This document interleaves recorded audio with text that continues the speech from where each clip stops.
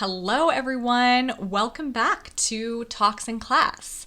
Thank you so much for joining me today. I'm Jenna and I'm here to guide you on another adventure through time, another adventure back into our memories and hopefully a fun conversation. If you're watching on video, by the way, I just have to say this right from the start. I am kind of in costume today. I just finished filming some videos and I didn't really take my makeup off or change my hair. So I have kind of the 2005 hair and makeup going on right now with the eyeliner and the swoopy side bang.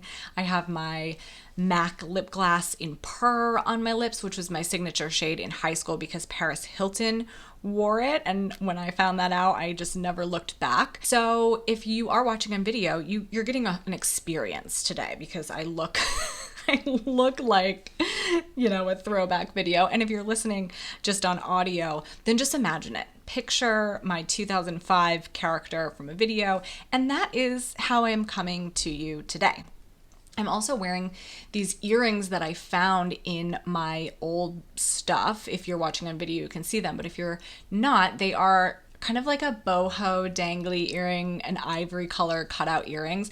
And I bought mine in Express. I specifically remember getting them in 2005. I worked there then, but I loved these because Taylor from Laguna Beach had the same ones. She wore them on the show, but hers were kind of an orangey red color. And if you listened to my episode about Laguna Beach, you know that I loved Taylor's boho style. So I was really into these earrings. We loved a fun earring back in the day. I think we need to bring back that energy, the fun accessories energy. So I might start wearing these again in real life. But anyway, welcome back. I was not here for an episode last week. It was just one of those things where I sat down to make my schedule and there was not any time. And the reason for that is, you guys are going to think that I'm insane, but we are moving again, but only within our apartment complex. We're just moving to a different unit. It's the exact same floor plan, essentially the same apartment, just a different location within the apartment complex. When we moved into this apartment, this was the only unit that was available in the floor plan that we wanted. We really wanted this specific floor plan, and it just has really almost no natural light because of where it's located within the building. It's really heavily shaded by trees outside the windows. I call it the jungle apartment. So it's very dark. And for somebody like me, I work from home almost 100% of the time. I don't really leave the apartment during the week except for, to go for a walk or to take the dog out or whatever. So it's really hard for me to not have any natural light. Also, the ring light can only do so much. You know what I'm saying? I need the natural light for good quality video lighting. But I really have felt like it impacts my motivation during the day. I think some people are more impacted by things like weather and seasons and things like that. And I've definitely always been one of those people. So I didn't realize it until we moved in how much that would impact me, but it really, really does. So we've just basically been waiting for another unit within the same floor plan because we really like the floor plan to open up that has better light because of the location. So it did, and we are moving into it this weekend. In some ways it's much easier because we're just moving within the apartment complex, which is nice, but I almost feel like that makes it more annoying almost because it's like we still have to go through all of the packing and then unpacking of a move, even though we're essentially just moving upstairs. We opted to kind of wait until the last possible minute to start packing so that we didn't have to live amongst all the boxes. So because this week is kind of dedicated to packing, I had to kind of try to get all of my work projects done last week, and I had a few deadlines, so it just didn't happen, the pod. I am trying to figure out possibly a different schedule for the podcast. I might drop it down to every other week or something like that because it has been difficult. Just my schedule lately has been really difficult to manage. So I'll let you guys know when I figure that out. But for now, I'm hoping that I will also be back next week. We'll see what happens. Bear with me. So as always, I'll start with my what good happened. And you know what? This week, even though it hasn't happened yet technically, my what good happened is going to be this new apartment. I can feel it. Like I said, I work from home and I don't have the type of job that I can do from a coffee shop or a co-working space very easily. Can you imagine me like dragging all of my throwback costumes to a co-working space and putting on my outfits and my hair and makeup and setting up my little ring light, making TikToks in a co-working space? They would kick me out. I mean, I'm sure there's things like that in LA that are made for people like that, but it just seems not like the best way to approach it. It is kind of a home-based work for me, and I need that sunlight, I really, really do. I'm a houseplant, just like that meme, that's like, I basically just need sunlight and water. I'm a complicated houseplant. I really I really feel that deep in my soul. The new apartment actually faces outside of the apartment complex, so it faces like the street, and I feel like that will be good because I'll see people, like I'll feel a little bit more connected to humanity and the outside world, because it's easy when you work from home. I'm sure other people can relate who are remote workers. You can kind of feel isolated from society, and that's not ideal. So I am excited about that. Speaking of being excited, I'm really excited about this week's topic. I'm probably more excited about this topic than I have been for any topic, at least that I've done for a really long time. It's something that's just so central to my experience as a teenager, and just one of those rites of passage that I feel like so many of us experienced and can relate to and felt like such a big deal. And that is getting your driver's license and just being able to drive, and what that was like in the 2000s. But before we get into that, I do want to give a quick shout out to my clothing rental service, the Jenna Barclay Style Box. If you've never tried clothing rental before, this time of year is really the perfect time to test it out. The seasons are changing, and also with summertime come so many holidays and just events. It's a busy time of year. We all kind of know this. Mother's Day just passed, Memorial Day is coming up, Father's Day, not to mention all the events that we have, especially if you're in your 30s like me. It's wedding / shower / bachelorette peak season. So the Style Box allows you to rent items from a huge selection of brands and styles and items, so you can add some variety into your wardrobe. You can test out new styles or new colors or new cuts without that commitment of buying them in case it's not for you. Or you can just have a cute new outfit for all of your events without having to buy something that you may or may not ever wear again. You can try it out for your first month completely free, see how it works for you, how it fits into your life, just kind of how it works with what you want and need. To try it out, just visit jennabarclaystylebox.com and click Get Started. That first month free will automatically be applied. Like I said, I'm really excited to talk about this because it's one of those things that now feels so mundane, and it's just such a normal part of life as an adult, right? Driving. But as a teenager, I swear to you, nothing had ever been as exciting as when we started driving. So you guys know, I grew up in a really, really small town. There wasn't a whole lot to do anyway, even if you could drive. But before you could drive, there really, really wasn't anything to do for fun there, really. I mean, you could ride your bike or walk over to a friend's house and sit on AOL and instant message your friends or go in chat rooms or watch TV or, whatever these things that we did.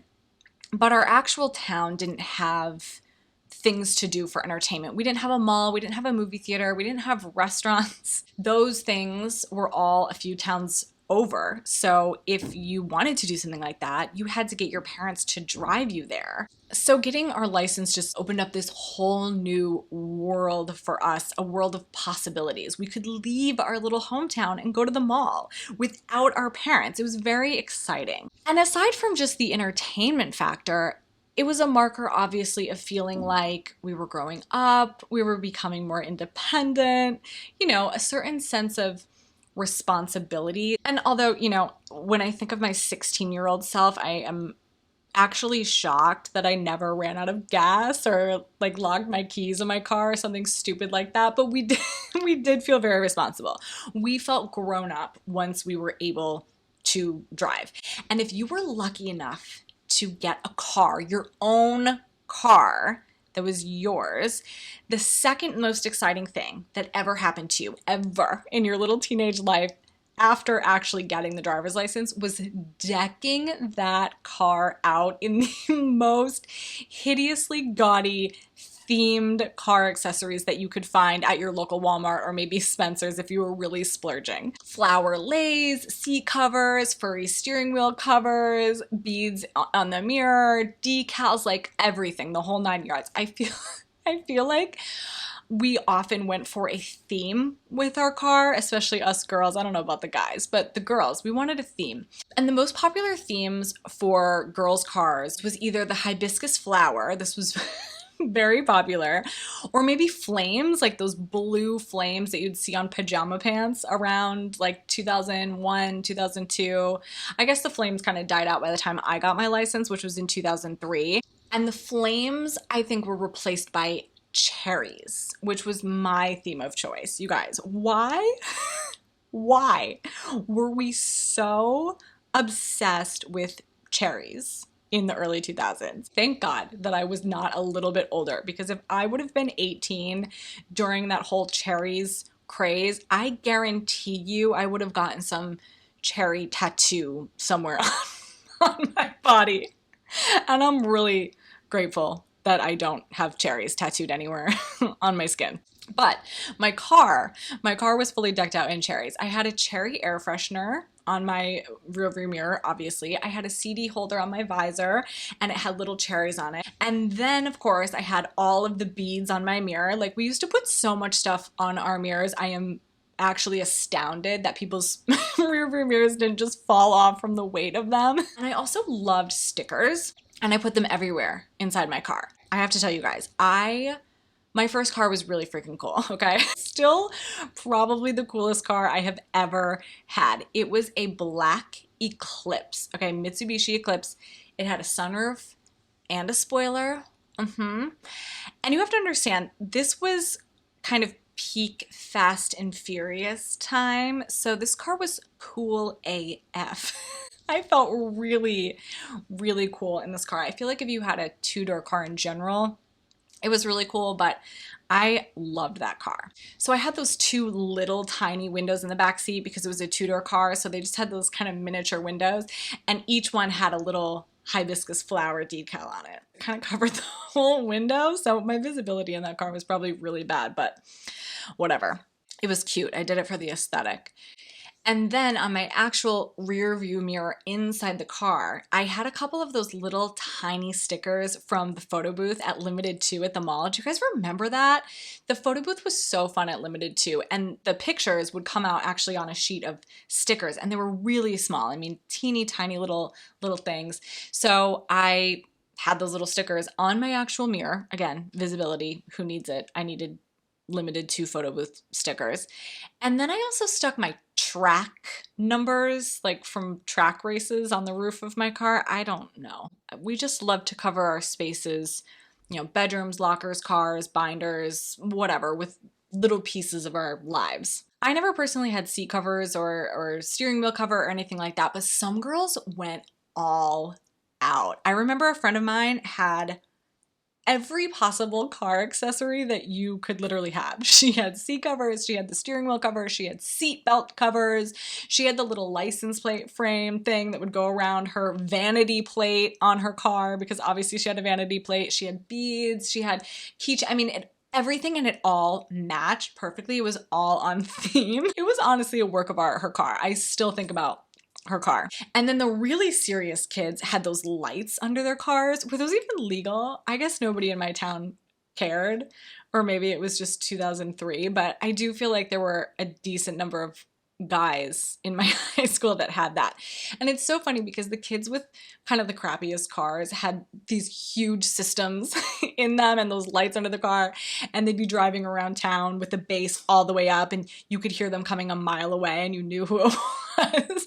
All this was very exciting. Decorating the cars was very exciting. But before you could get to that, we had to get the actual driver's license, which meant that we had to learn how to drive. I actually remember the first time that my mom let me try to drive her car, I almost drove right into a fence. I was not prepared. I remember very vividly being surprised by how much I actually had to turn the wheel to get the car to move. I guess I thought maybe it was going to be like a video game where if you just turn the wheel a tiny bit, like a little movement of the wheel, the entire car would just jerk the other direction. But obviously it wasn't like that. And then I was thinking so hard about, which pedal's the brake, which pedal's the gas, how hard do I have to press on each one to get it to do what I want it to do? Like when you think about it, that is actually a lot to process and then have to physically do for the first time. And I was also probably wearing platform flip-flops during all of this, so like not ideal. My poor mother, I think she was really scarred by that experience because once I got my learner's permit, and actually now that I think about it to this day, every time she's in the car with me, she grips that handle for dear life. She's afraid. So I don't know how other schools did it, but my school partnered with a driving school, I guess. So the driver's ed was offered through the school and it was at our high school. So we'd all go to the high school like once or twice a week or whatever it was in the evening and sit in a classroom. I'm pretty sure it was in the classroom where I had my government class and learn all the little rules. The fact that we just sat down in a classroom and they handed us a textbook and were like, this is how you're going to learn the rules of driving a vehicle is kind of mind-blowing because I was, 15 years old? Like, I could barely process my geometry lesson and they're like, let's teach you how to not kill somebody on the highway. And I don't actually remember much about the practical driving lessons, like in the little driver's ed car with your driver's ed instructor and a car full of teenagers. Maybe I blocked them out. I'm pretty confident that I was probably a really terrible driver just based on that initial experience, but also just, how good of a driver could I have been at 15 years old? Like I wasn't good at anything except for, I don't know, sleeping and shopping. Can you imagine actually being a driver's ed teacher? You just have to climb into that tiny little compact car with some kids who literally don't know how to drive. Like that's why they're there. They don't know how to drive. And then you just let them drive you around. I would be hitting that instructor brake every 5 seconds. Those instructors are very trusting human beings, not me. My birthday's in March, which means I turned 16 relatively late in the school year. I remember, all through sophomore year, my friends started turning 16 and getting their driver's licenses. So those fall babies, the people who turned 16 in August, September, October, they were obviously the coolest kids in our class because they were able to drive before the rest of us. And as soon as someone got their license, that was it. They were basically mom of the friend group. They would drive us all everywhere. Even though we had those rules, I don't know if this is everywhere, but in Wisconsin, there were these rules for new drivers. I think it was a rule that you were only allowed to have one other person in the car with you when you first got your license. I don't know how long these rules applied, but we didn't follow it for a minute. I'm really sorry to any law enforcement individuals out there, but that just wasn't gonna happen. The second someone could drive, we all piled into their car with a brand new burned CD with 50 Cent in the Club and Still Fly by Big Timers and probably some Eminem and maybe some Eve, maybe some Ashanti, definitely Nelly, lots of Nelly, and just drove around. This was like the peak of excitement that could happen in your friend group was somebody getting their license so that you could go from hanging out in someone's basement to hanging out in someone's car, driving aimlessly around. And I think this is actually part of the reason why music from that time in particular, like 2002, 2003, is so nostalgic for me and just really brings back such good feelings, like feelings of happiness and of excitement really, is because we really spent so much time just driving around aimlessly, doing nothing because we could drive. And those songs are what we were listening to.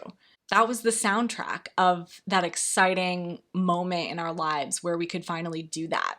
And it's so funny, isn't it? We probably felt like we wanted to drive so badly so that we could go somewhere. That was probably our mindset, was like, once I have my license, we're going to go do XYZ. We're going to leave town. We're going to go do exciting things. And really, we did nothing. We just drove aimlessly once we could actually hypothetically go somewhere if we wanted to.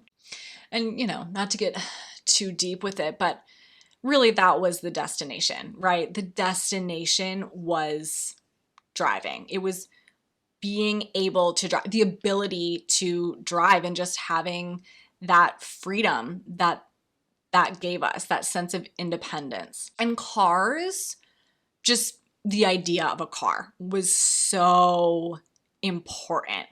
I'm by no means a car person. Like, I don't care about cars themselves. I don't know anything about cars. I couldn't tell you like what my dream car is. I don't have one. We just loved our cars. It didn't matter if your car was really cool or really crappy. We just loved having a car, and therefore we loved our cars. Nobody had a super nice car. I mean, my car was cool, but it was still an older car. It wasn't new. Nobody had a new fancy car. I can't think of a single person in my high school who had a luxury car or something that would be considered a luxury car.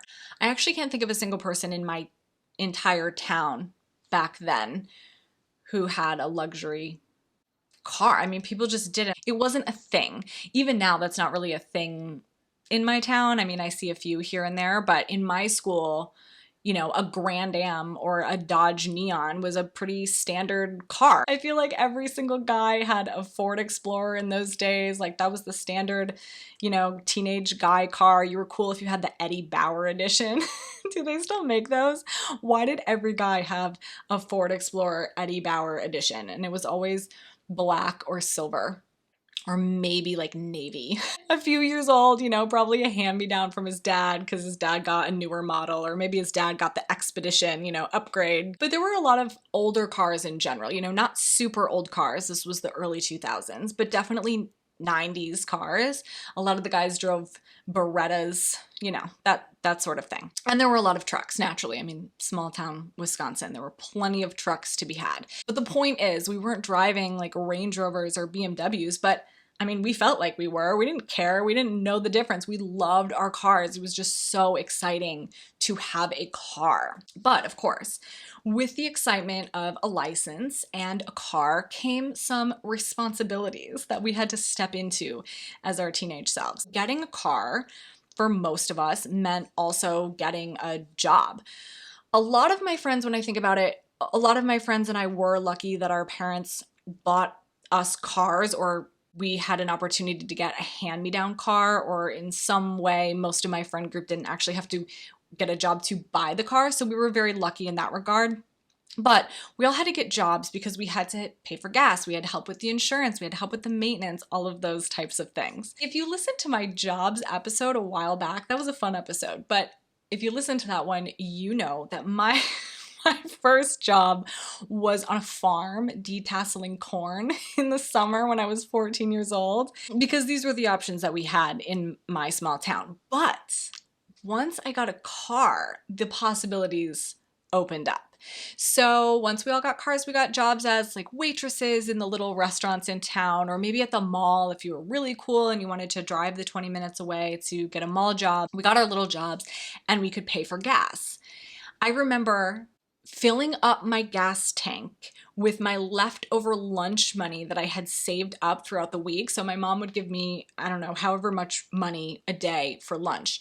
But I would purposely spend a little bit less than whatever she gave me so that I could pocket the rest of the money to put gas in my car. On top of my few dollars that I saved from my lunch money, I would take coins out of the cup holder in my car, and that's how I filled up my gas tank, because gas was cheap. This was 2003. Those days are long gone, but those were the days. And perhaps the best thing that happened when you got a car, the best side effect of being able to drive and having those responsibilities in those days, was that if you didn't already have a cell phone, this was your bargaining chip, okay? This was the way that you got your parents to agree to get you a cell phone. It was a safety issue. We all decided that we needed phones and they needed to actually have minutes on them because we were always out of minutes because we were driving. So we obviously needed a phone. Never mind that in our very rural town, there wasn't really cell phone service anywhere. I mean, I was always on roaming. Do you remember roaming? If there wasn't a tower that was accessible to your little phone, it would roam. And if you used your phone, it was super expensive, which I learned the hard way. And yeah, you guys, this is how old I am, because in late 2002 and early 2003, when my classmates and I were getting our driver's licenses, there were actually some people who didn't have cell phones, which is just unheard of now. Imagine being 16 and not having a cell phone. I mean, I don't think any 16-year-old now doesn't have a cell phone. Now, I don't know, 10-year-olds have cell phones. But this was not that uncommon in, 2002, 2003. Or maybe they had a cell phone, but they shared it with a sibling, or it was one of those prepaid type phones, something like that. But once we got our driver's licenses and our little jobs at the pizzeria or the gas station or whatever, we also all got a phone, and it was the exact same phone. In 2003, it was the Nokia one, not the original brick Nokia that I still have. It was the slightly smaller, kind of flatter Nokia phone without the antenna, and it kind of had that silver that wrapped around the keys and up around the screen. We all got clear pink or clear blue face plates to go on this phone, usually whatever color matched the theme of our car decorations, because this was our entire personality once we could drive. And, we ran up a bill buying those ringtones that still sounded like a cell phone ringer, but it was to the tune of a pop song. I think they're called polyphonic ringtones. I might be making that up. I don't know. It wasn't the actual pop song. Like, it wasn't like in 2005, 2006 when you could listen to the actual clip of a song. It was the little beeps of the phone, but to the tune of a pop song. This all sounds so ancient now. Ancient technology, ancient car models that haven't been produced in over 30 years. But you know what?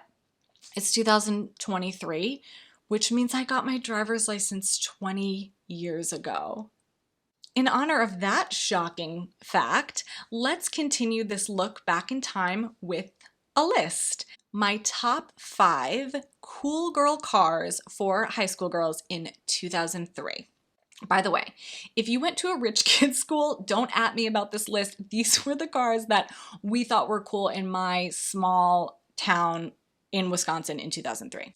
Number 5, a Chevy Cavalier, especially if it was a 2-door Cavalier. I don't know why this was such a hot car for teenage girls in middle America in the 2000s. These were everywhere. I can think of multiple people right off of the top of my head 20 years later who drove a Chevy Cavalier.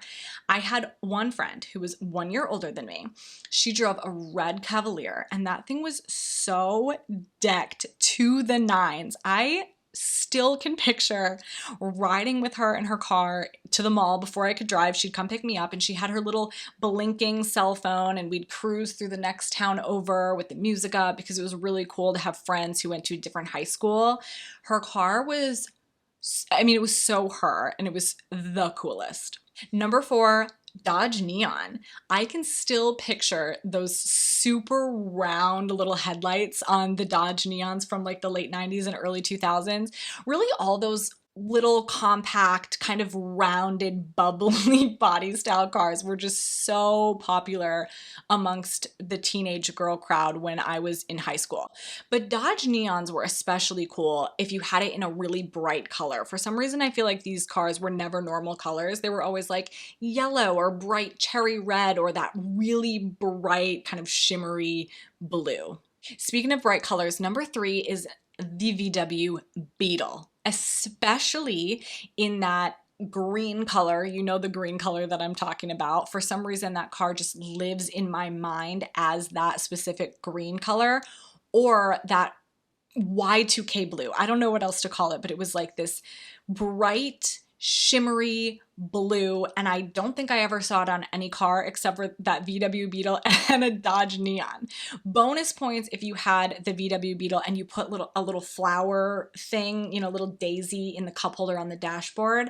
Why did everybody who had a Beetle have those daisies in their cup holder? I really blame Mandy Moore for this car exploding onto the scene originally, but upon my recent One Tree Hill journey, which if you are unaware, I'm watching One Tree Hill for the very first time in my life, I am so glad I didn't actually watch that show as a teen, because Brooke Davis even has present day me kind of wanting a baby blue Beetle. Number 2 is the Pontiac Grand Am. This was a staple car in my high school, another one that so many people that I went to high school with, so many of my friends had. For some reason, I feel like this car was almost always purple or teal, like a 90s color, because it was a hand-me-down, but you were super cool if yours was red or maybe white. I feel like this was the car that like the low-key hot girls drove, like the super nice upperclassman girl who would take you under her wing and she would drive you around. Like, she would drive this car.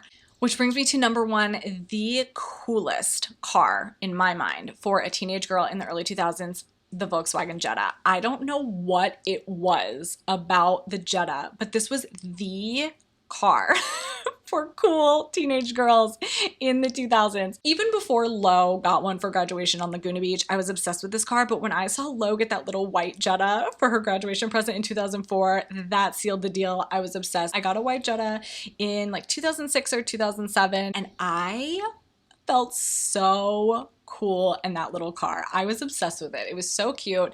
And I had a friend, I remember at the time, we worked together at a restaurant, and she also drove a Jetta, and we were like little Jetta twins. Like, these cars were her whole personality. I don't know. It was very weird actually now that I think about it, but I can still feel the wind blowing in my hair as I climbed into that little white Jetta outside of my apartment behind Chuck's Bar in La Crosse, Wisconsin, and drove up to the mall with the windows down and my Fergie CD playing. What a time. I actually do have 2 videos about this called 2003 Hot Girl Cars, Part 1 and Part 2, that are super, super old on TikTok. They were probably some of the first videos that I ever made a couple of years ago, and still some of my favorites. They bring back such good memories. So feel free to go find those if you want a little bit more and a couple of other options that were not on this list. This was such a fun conversation, but I will stop myself here. The pod schedule, like I said, is a little touch and go the next couple of weeks due to the move, but I'm hoping I will be back next week. In the meantime, if you enjoyed this episode, I would so appreciate it if you share it with someone else that you think might also enjoy it. And don't forget to rate, review, and subscribe so you never miss an episode. I hope everyone has a fabulous week.